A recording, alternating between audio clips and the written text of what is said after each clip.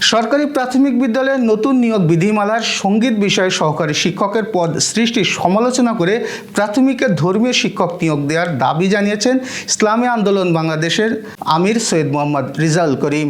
আজ রাজধানীর কাকরাইলে diploma engineers institution মিলনায়তনে আয়োজিত এক সেমিনারে তিনি এই দাবি জানান। রেজাউল করিম বলেন, লেখাপড়ার মানের অবনতির কারণে সারা দেশে প্রাথমিক বিদ্যালয়গুলোর শিক্ষার্থী শূন্য হয়ে যাচ্ছে। শিশুদের মানসিক ও আদর্শিক ঘাটতি দেখা যাচ্ছে। সরকার সেদিক লক্ষ্য না করে গানের জন্য শিক্ষক নিয়োগ দিচ্ছে। গত 28 আগস্ট সরকারি প্রাথমিক বিদ্যালয়ে নতুন নিয়োগ বিধিমালায় প্রজ্ঞাপন জারি হয়।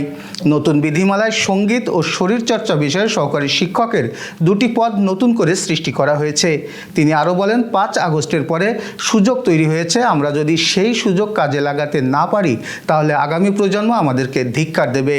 তাই উলামায়ে কেরামকে তাদের দায়িত্ব সম্পর্কে সচেতন হতে হবে। এর আগে প্রাথমিক স্তরে সঙ্গীত শিক্ষক নিয়োগের পদক্ষেপকে ইসলামী বিরোধী এজেন্ডা আখ্যা দিয়ে সংক্রান্ত বিধিমালা বাতিলের দাবি জানিয়েছে হেফাজতে ইসলাম। সংগঠনটি এর বদলে ধর্মীয় শিক্ষক নিয়োগকে বিধিমালায় যুক্ত করার দাবি করে বলেছে, এতে মাদ্রাসা শিক্ষিতদের কর্মসংস্থান ঘটবে।